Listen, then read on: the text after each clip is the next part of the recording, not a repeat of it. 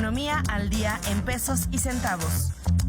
Un programa de análisis y entrevistas de interés económico, financiero y social. Comenzamos.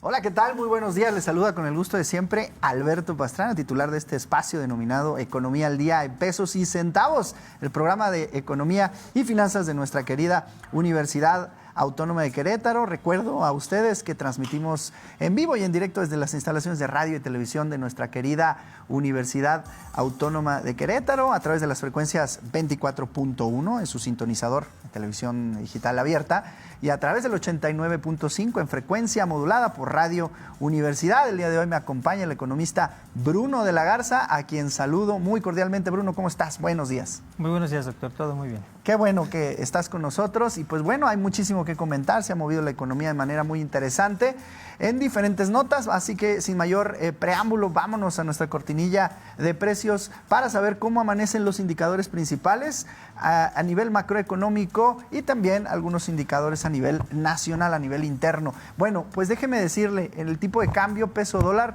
amanece a 17 pesos con 5 centavos a la compra, el intercambio peso dólar, y 18 pesos con 19 centavos a la venta. Si usted analiza los indicadores y los datos de la semana pasada con respecto a esta, no hay gran variación. Realmente nuestro peso, pues bueno, sigue estando, o digámoslo así, mostrándose fuerte ante esta importante divisa estadounidense y que, bueno, de alguna manera nos habla todavía de la fortaleza y un tema del que hemos hablado muchas veces en su programa de Economía al Día. Muchísimos factores fortalecen al peso, también hay muchísimos factores que debilitan al dólar, de los cuales estaremos platicando el día de hoy. Hay algunos datos en la economía estadounidense que causan preocupación y que, bueno, de alguna manera también la hacen perder ante otras divisas, no únicamente ante nuestro peso. Y bueno, el tipo de cambio peso-euro amanece a 19 pesos a la compra y 20 pesos con 59 centavos a la venta, también manteniéndose estable con respecto a los indicadores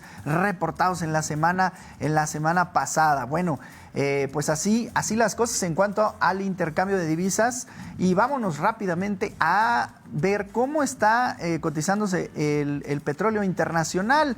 Y es que usted podrá verificar que ahora sí el petróleo está bajando de precio a nivel internacional. Se reporta, por ejemplo, en la mezcla West Texas Intermediate a $78 con 67 centavos de dólar el barril de West Texas, y la mezcla Brent $82 en promedio, $82 con 32 centavos. La última vez que revisé el indicador del viernes pasado para nuestra mezcla mexicana, pues bueno, andaba rondando los $68 el barril. También ha bajado, bueno, todas las mezclas han bajado. Hay algunas, digamos, preocupaciones con respecto a la demanda del petróleo o del crudo internacional. También algunos datos que ya le comentaba a usted sobre la economía estadounidense.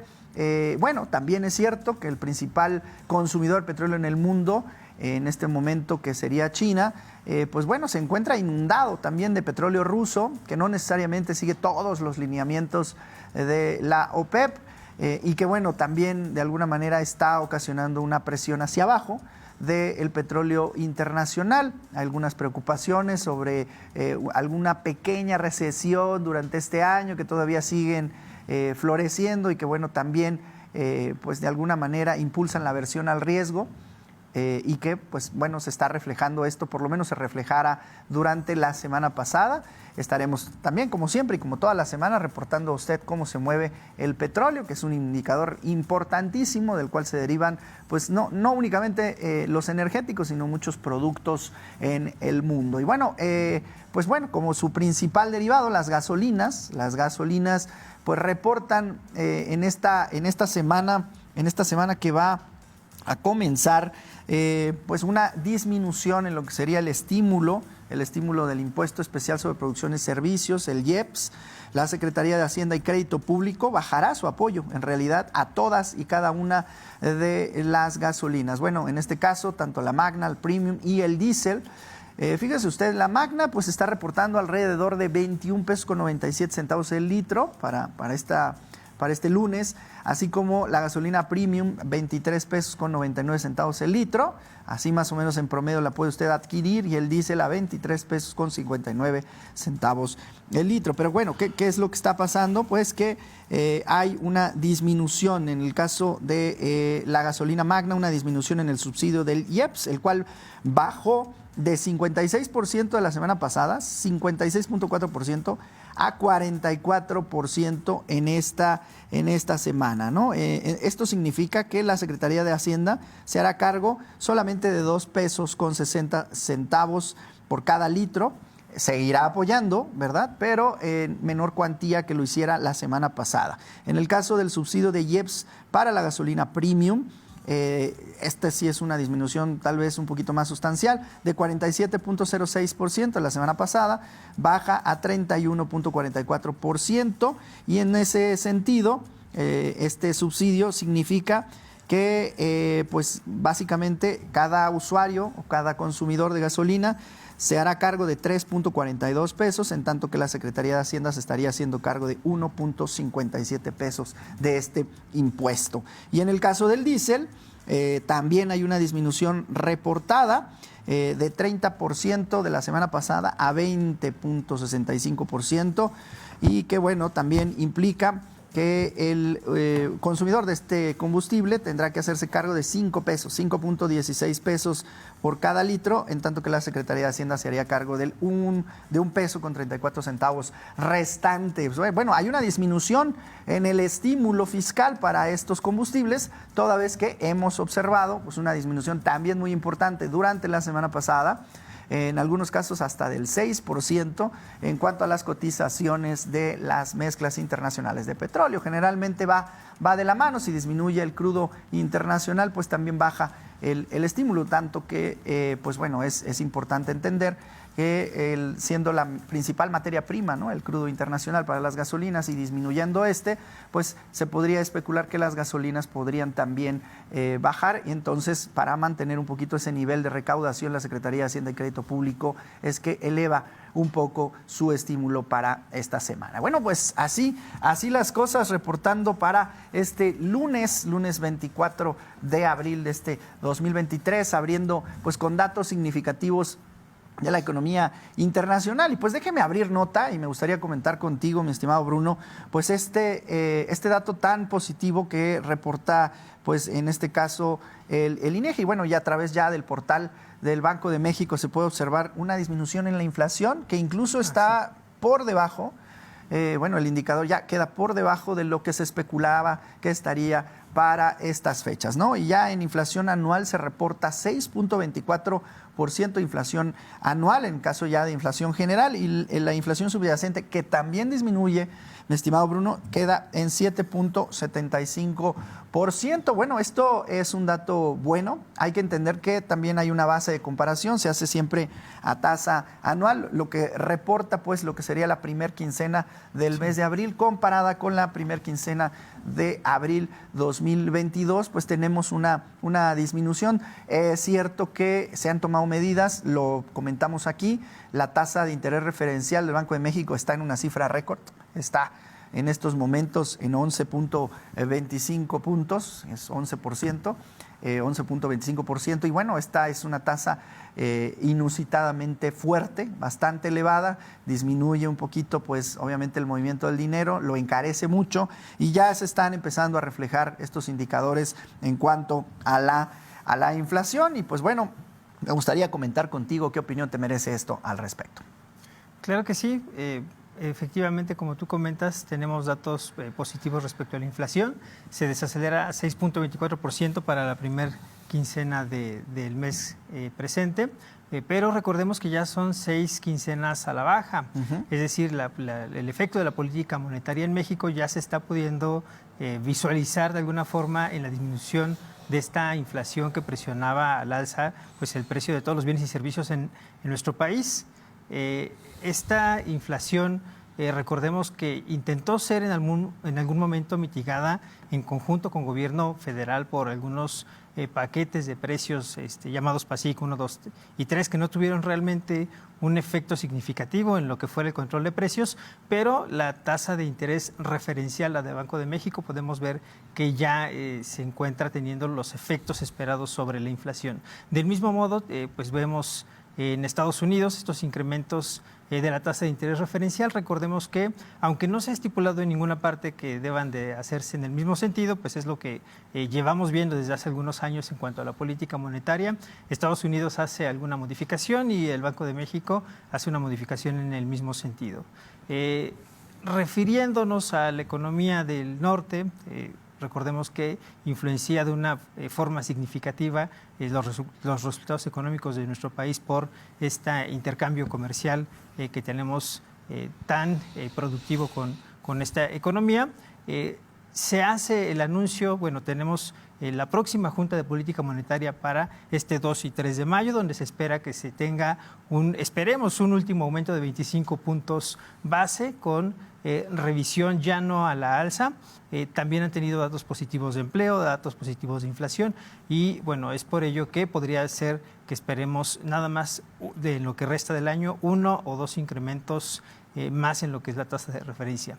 Por lo que estaríamos viendo ya el techo prácticamente de estas tasas de interés y posterior a eso pues ya tendríamos que revisar cuáles son las expectativas de crecimiento, porque si bien esto había generado un ambiente en el cual la renta fija era más atractiva para invertir dentro del corto y largo plazo, porque tenía tasas más atractivas. Recordemos que tenemos estos instrumentos de deuda gubernamental, los certificados del Tesoro, CETES aquí en México, los bonos gubernamentales de diferentes plazos, que habían estado ofreciendo tasas, bueno, de 2 dígitos, entre 10 y 11%. Si llegamos a este techo de las subidas de la tasa referencial, bueno, lo que nos queda es más adelante empezar a relajar estas subidas con la política monetaria, lo que generaría la disminución de las tasas en los próximos 12 a 24 meses y entonces veríamos una inversión de los rendimientos en renta fija,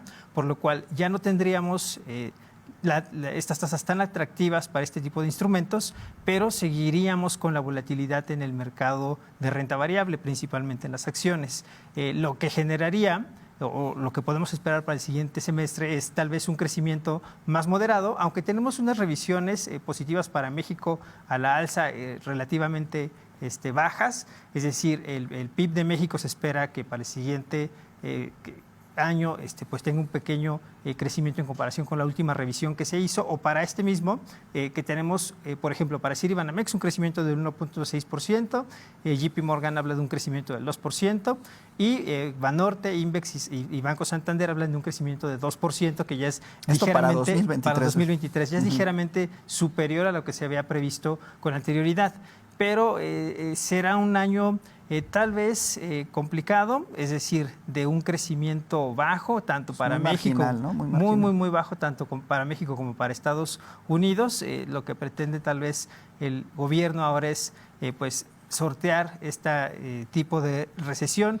Si bien técnica ya lo vivimos porque ya tuvimos este decremento de los periodos específicos para poder cumplir con esta definición, no tener una recesión tan profunda en la cual se genere una destrucción de empleos, un incremento generalizado del nivel de precios y todas estas situaciones que degradan la calidad de vida de las personas.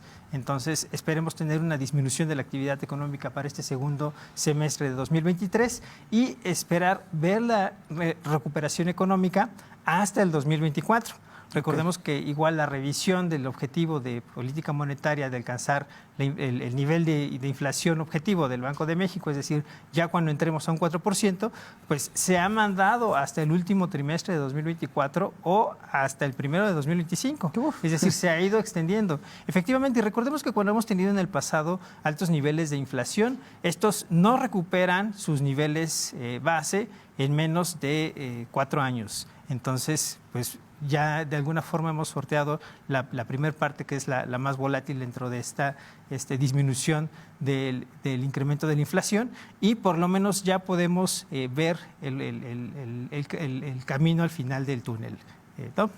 Bueno, pues es que, digo, un poquito en colación a lo que vas mencionando, mi estimado Bruno, sí, parece que ya podemos ver la luz al final del túnel, pero el túnel todavía parece un poco largo. Lejano, ¿eh? Todavía parece un poco lejano. Es bueno que hayamos tenido estos datos de disminución de inflación. Seguimos, hay que recordarle a nuestro público, pues por encima, ¿no?, de lo que es el objetivo del 3%, más o menos 1% del Banco de México. Estamos arriba del 6%, entonces todavía este objetivo se mira un poco lejano. Déjeme decirle que entre, pues bueno, algunos de los productos que más se han encarecido, usted lo sabe, son las frutas. Y en cuanto a las frutas, pues bueno, se reportan, según el INEGI, incrementos. Usted ya lo sabrá, pero bueno, para cuantificarlo pues de una manera, digamos, más precisa, le puedo reportar que la naranja, por ejemplo, en una tasa anual está reportando 43% de su incremento en precio, ¿no? Lo que sería de marzo de 2022 a marzo de este 2023, uno de los productos, digamos, agrícolas con mayor encarecimiento. También está la guayaba, 27.5%, el melón 16.3%, el plátano, ¿quién no consume plátano, caramba?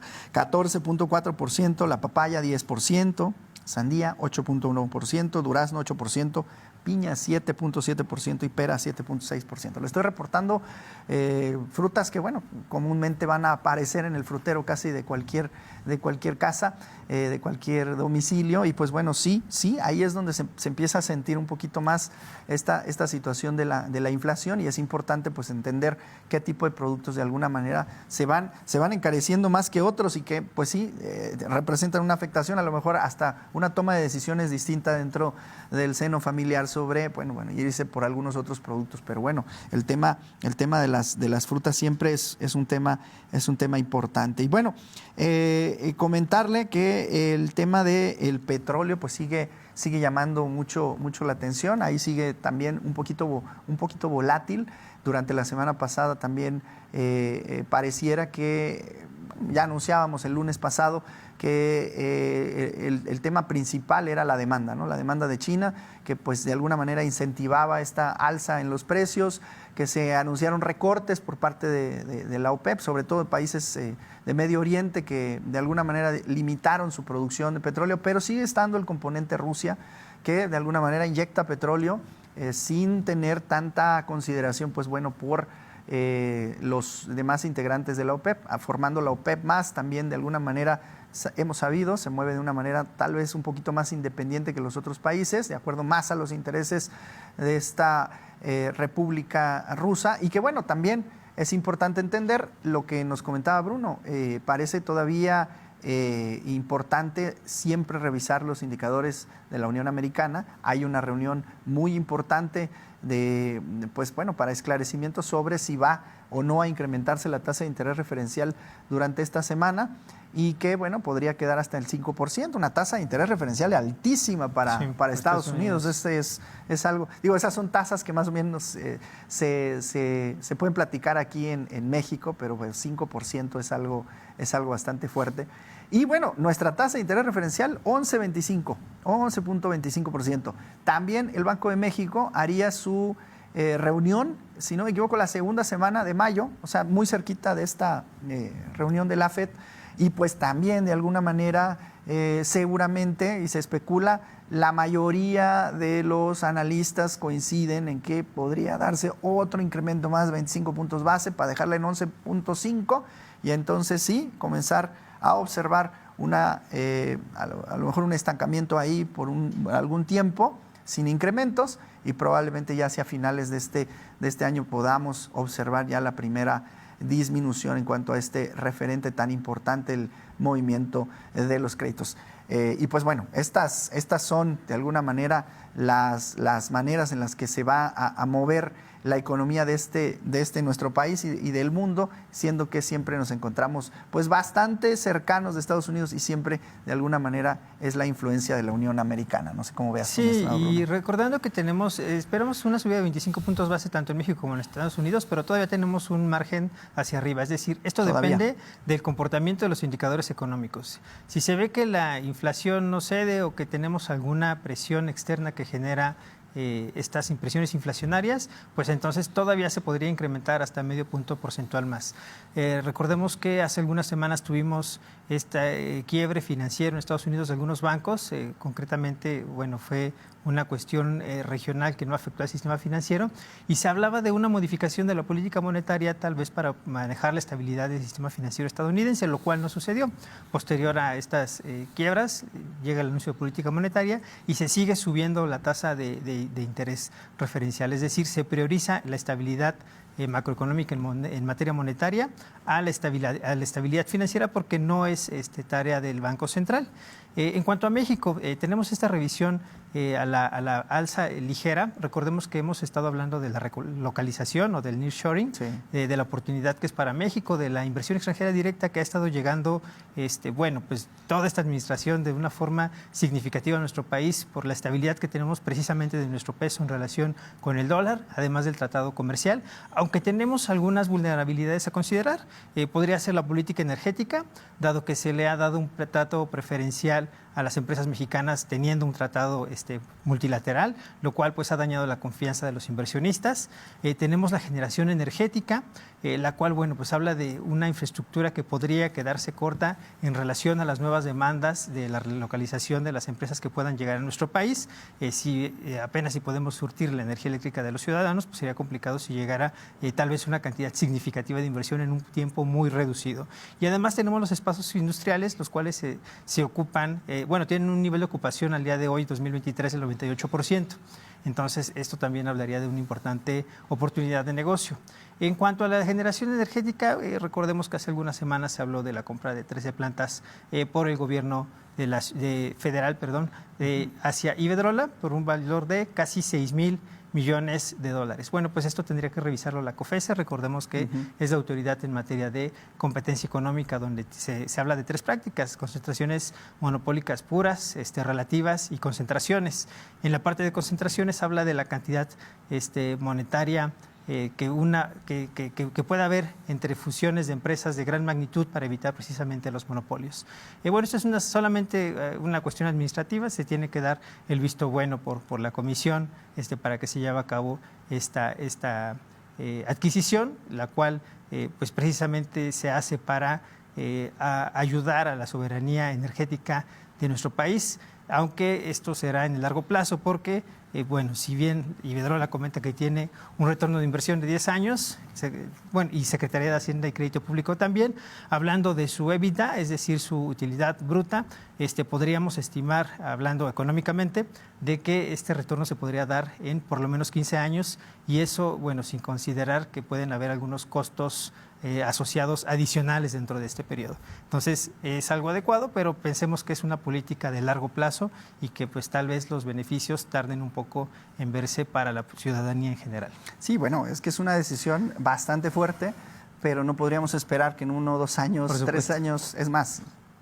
un sexenio completo, sexenio y medio quizá, no podríamos esperar un retorno de inversión, que se vea reflejado. Es una transacción de esas dimensiones, claro, con unas dimensiones bastante fuertes y que de las cuales podrá medirse ya está mucho más adelante. Sin embargo, es una nota muy relevante. Mi estimado Bruno, es algo que es digno de mencionarse, digno de comentarse, pero siempre estará el tema de cuándo llegará este retorno, cuándo realmente podría reflejarse un beneficio para los mexicanos. Esta es una decisión a largo plazo, de la cual también estaremos muy pendientes de informarles. Ya desafortunadamente el tiempo de la emisión del día de hoy se nos ha agotado. Mi estimado Bruno, ¿algo más que quieras añadir? Únicamente a la ciudadanía aquí en Querétaro, tener paciencia. Recordemos que las obras seguirán lo que sigue del año. Y bueno, únicamente eso. Y seguiremos comentando con ustedes. Hay afectaciones en el tema de transporte, afectaciones para el comercio, de las cuales nos gustaría comentar en el programa siguiente. Nos vemos la próxima semana, misma hora, mismo canal, misma frecuencia de su programa Economía al Día en Pesos y Centavos. Hasta la próxima.